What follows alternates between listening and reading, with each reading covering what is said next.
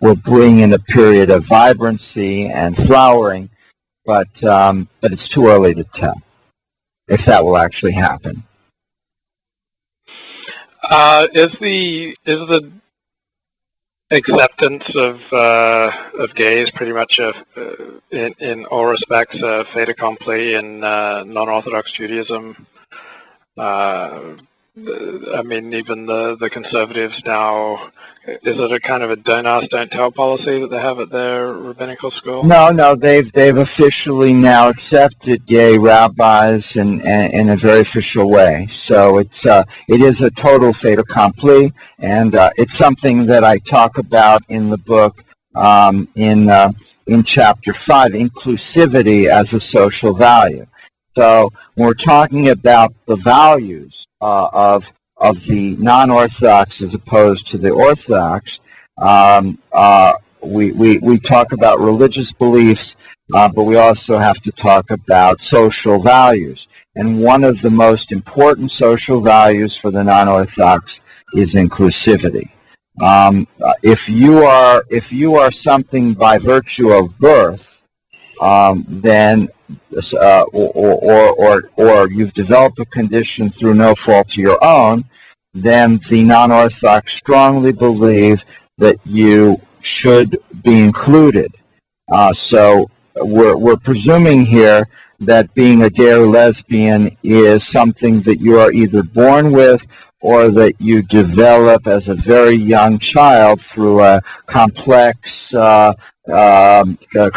interaction of genes and hormones and perhaps environmental factors, but that it's not something you choose. So, for example, if I were to do some reading and decide that I was a communist, that is an ideological choice that I have made as an adult. The non-Orthodox movements do not see homosexuality as a conscious choice, and therefore they believe that not allowing them to be included fully is discriminatory, just like it would be discriminatory to exclude someone because of the color of their skin or because of a handicap that they have of whatever sort. And this is one of the central values that I talk about in this book. And this is a value that's quite different from the Orthodox values that are based on a completely different set of criteria. Men seem to be dropping out of non-Orthodox Judaism, particularly Reform Judaism. Do you have any thoughts on that?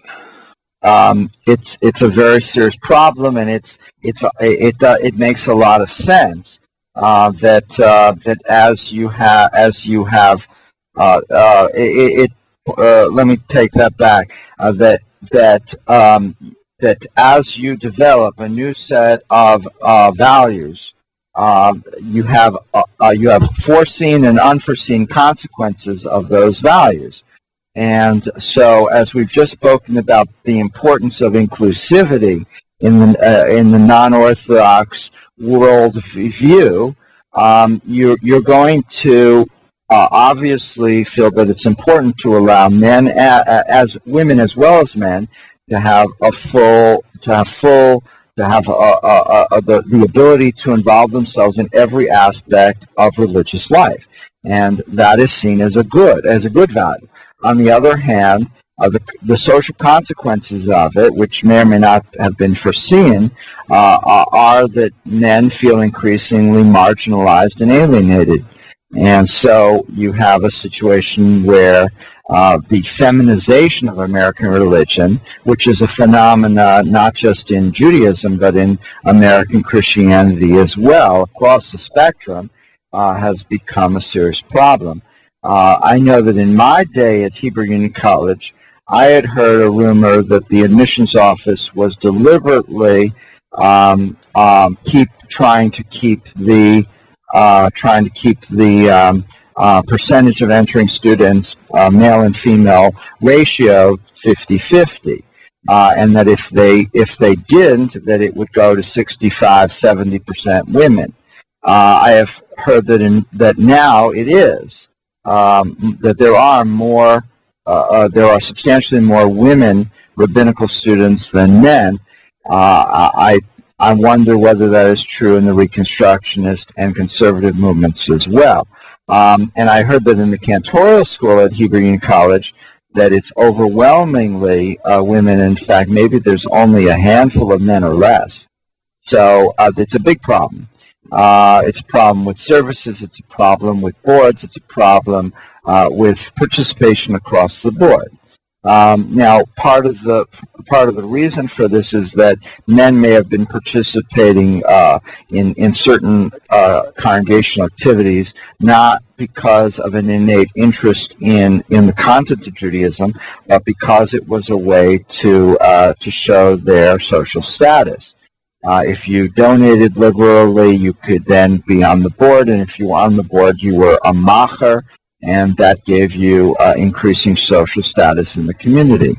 Once a few women have been presidents, you know, the men may not perceive being a temple board member or even being president as giving them that status, social status in general, and it may not be a way of exerting their masculinity specifically, and so it becomes of less interest. So this is one of the huge challenges that face the non-Orthodox communities over the coming decades. And a failure to figure out a successful strategy is going to come with very serious consequences.